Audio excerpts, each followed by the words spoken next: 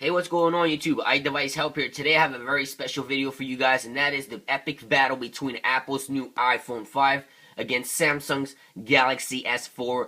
In this video, I'm going to be comparing hardware performance and speed, CPU performance. Also going to be comparing boot up speeds, internet speeds, and things of that nature. I'll have another video comparison software features and things like that, but in this video, strictly performance test. So now both devices, if I tap on the home button here, are off. So I'm going to go ahead and grab my iPhone 5 here, which the power button is up top, and the Samsung Galaxy S power button is on the side. So I'm going to press them both at the same time, and let's see which one powers up faster. So 1, 2, 3.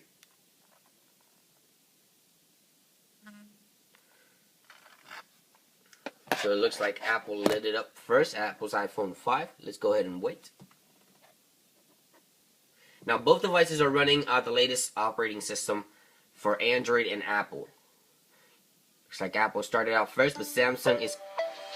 Oh, looks like the iPhone came in faster. And then the Galaxy came in a few seconds behind. So that was the power-up test. Now let's go ahead and jump more to other things. Alright, so the Samsung Galaxy S offers so many features and support of all kinds. Let's go ahead and get started. It supports 3G, 4G LTE, and also HSDPA Plus, depending on the carrier that you buy it from. Also, of course, it's running Android 4.2 Jelly Bean with a touch of TouchWiz, which is, of course, Samsung overlaid on Android. Samsung's own TouchWiz. Of course, the screen resolution is 1920 by 1080, which gives you 441 pixels per inch. That is the Super AMOLED 5-inch diagonal screen. And of course, it has a built-in GPS, accelerometer, thermometer, humidifier, which is really cool. Now, the back-facing camera is a 13-megapixel camera with an LED flash. The front-facing camera will be a 2-megapixel camera with autofocus.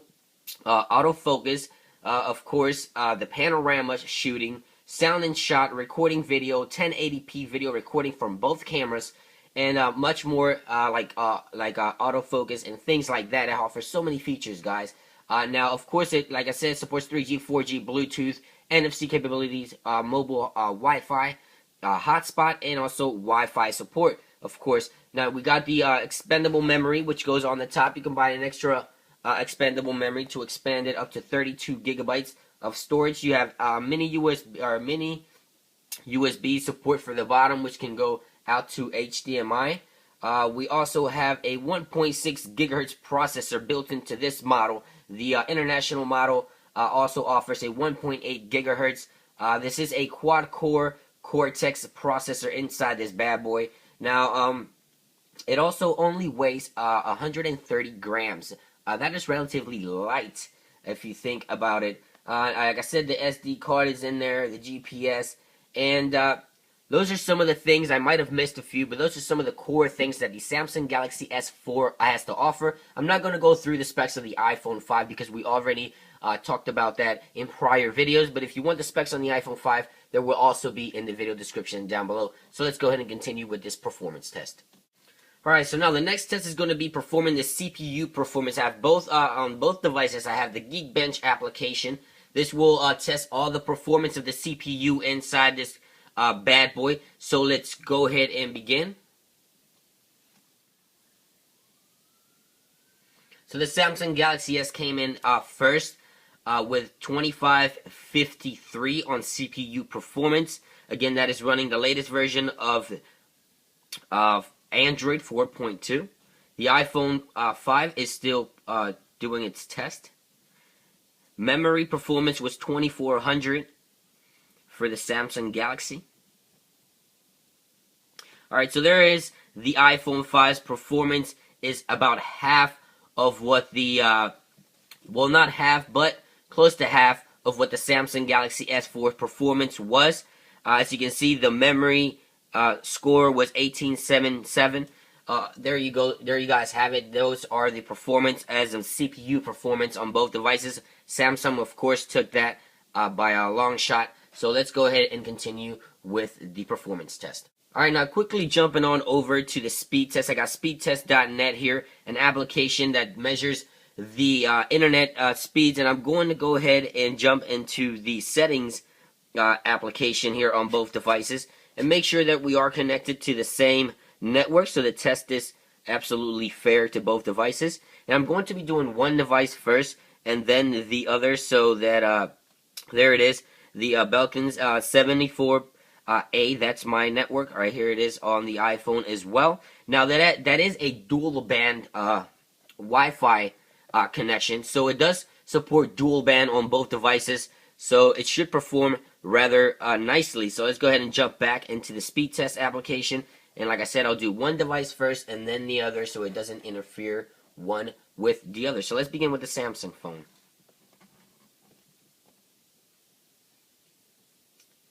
So there it is. Samsung is bringing in 21, 22 almost, 21.79 there for Samsung on download speeds.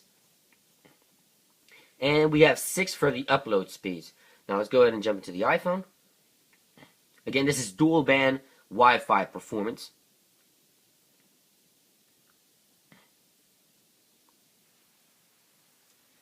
And it looks like the iPhone is bringing in 13 and a half.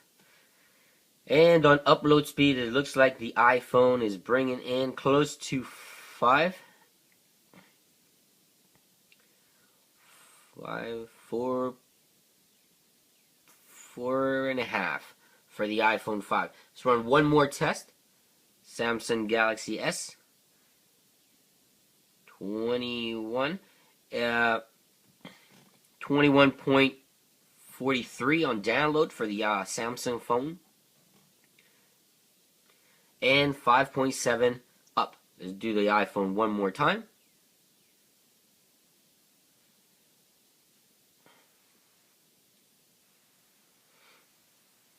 Now they're both connected to the dual band, same network and everything. It appears that the Samsung phone has better performance with their Wi-Fi built-in antenna. Now you got to give the iPhone a bit of a break. Remember, the Samsung phone just got released a few days ago. As of the filming of this video, the iPhone 5 has been released for close to 7 months as of the filming of this video, if not 8. So, I mean, both devices are performing rather nice. But I'm not going to be testing the networks themselves, AT&T, because that varies so much. But it looks like Samsung Galaxy S won the performance test as far as Wi-Fi performance. So let's go ahead and jump to more tests. Alright, now, so what I'm going to do now is going to do a quick camera performance test. I'm going to go ahead and launch both cameras on both devices and take snapshots quick to see which device takes picture faster. So let's go ahead, and if I can find the camera application on this, there it is. Let's go ahead and do that. Let me go ahead and switch to the rear camera. There we go. Alright, so let's do that.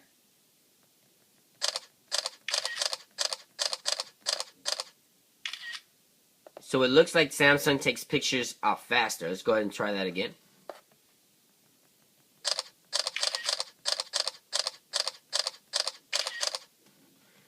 Okay.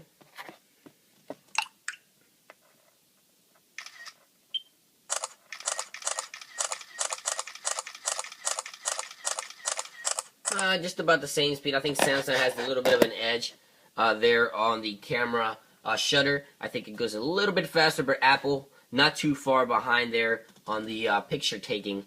That was a quick camera test on the speed of the camera shutter. Alright guys, so the next test is going to be checking the performance of the browser speeds. Now let's see which device actually browses through pages faster, and also checking performance on zooming in and out and gestures of that nature. So I have my blog here loaded on both devices, so let's go ahead and begin the test. And it looks like the iPhone came in just a little bit quicker there for the browser speeds, even though the Samsung Galaxy phone has better CPU performance according to the Geekbench application. It looks sometimes when you have software alongside with hardware that is more in sync, you can get better performance even if your CPU performance is not up to par with another device, as in this case that we just seen here. Now we're going to go ahead and go to the non-mobile version of the website by tapping on there. And there we go. It looks like Samsung just came in a little bit. Oh, nope. It looks like the iPhone actually finished in a little bit quicker than that. Well, you guys be the judge of that one. I think the iPhone came in a little bit quicker. Samsung was still loading up pages, and it looks like the iPhone did win the performance test on the browser. Let's go ahead and try the zooming in and out. And as you can see, I will let you guys be the judge of the text. To me, it looks like both texts look wonderful. The Samsung Galaxy S screen is magnificent. And the zoom in and out has no glitches on either device. It looks like it's performing rather nicely. So that is a browser speed test on both devices, Samsung Galaxy S4 and the iPhone 5.